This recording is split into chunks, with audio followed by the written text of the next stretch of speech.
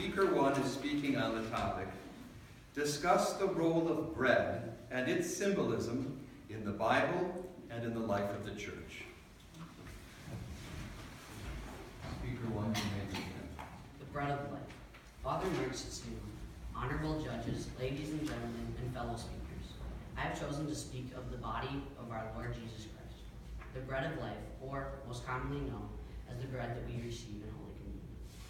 I will be explaining what the bread signifies in communion and also what it means to me. In Matthew chapter 26, verses 17 through 27, it is written as, Now on the first day of the Feast of Unleavened Bread, the disciples came to Jesus, saying to him, Where do you want us to prepare for you to eat Passover? And he tells of going into town to speak and find a specific man and tell him it is time. After which the Bible says, Now as they were eating, he said, Assuredly, I say to you, one of you will betray me. And they were exceedingly sorrowful. And each of them began to say to him, Lord, is it I? He answered them and said, He who dipped his hand with me in the dish will betray me. The Son of Man indeed goes just as it is written to him, but woe to the man by whom the Son of Man is betrayed. It would have been good for that man if he had not.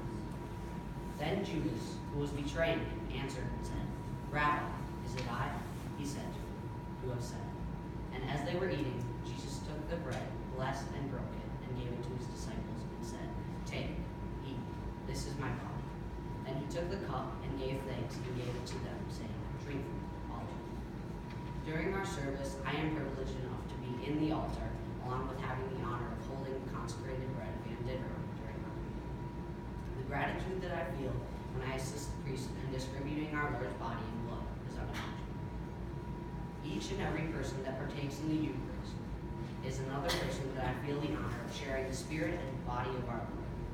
Being able to receive communion is how the Lord presented a way of becoming one with him. And as he recites in John chapter 6, verse 48, he is the bread of life. A way that I look upon eating the bread is this. Jesus gave himself up. Or in other words, he gave his body. So when we take part in communion each time, I feel as though the Lord gives joy to the Lord in knowing that his sacrifice on the cross was not in vain, because our eating and drinking of his blood, body and blood, is giving him the power of knowing that he died for us, and that we will continue to show him love and worship throughout communion. As it says in John chapter 6, verses 32 through 35, it is written, Then Jesus said to them, Most assuredly I say to you, Moses did not give the bread from heaven, but my Father gives you the bread, true bread from heaven. For the bread of God is he who comes from heaven and gives life to the world. Then they say to him, Lord, give us this bread always. And Jesus said to them, I am the bread of life. He who comes to me shall never hunger, and he who believes in me shall never thirst. Now, I know that there are probably a lot of people that at times think that Jesus is boastful, telling us that he is the bread of life and saying he is our Savior. If someone told me that if I went with them, I'd never starve, and if I believed in them, that I'd never thirst, I'm not so sure that I'd just take what they said to be truthful. But with Jesus Christ, I'm not so sure that my response would be the same. If there was a man that had accomplished myriad feats and taught so many valuable lessons as him, I think that I would follow in his steps, not just in hope of becoming like him one day, but just trying to gather the faith and hope he give me. The bread of life is something that all people should feel gratitude to receive.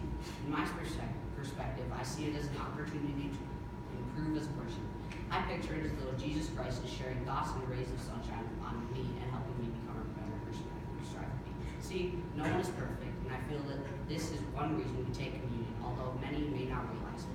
I feel like it helps everyone reflect on their wrongdoings and come to a conclusion that they need to change those ways. It is as if you are somehow having Jesus with you every day, and in a way, he is there to guide and look out for you. The bread, for me, is a reminder that he died for us, and he is giving up his body so that we can fulfill our life for worshiping him.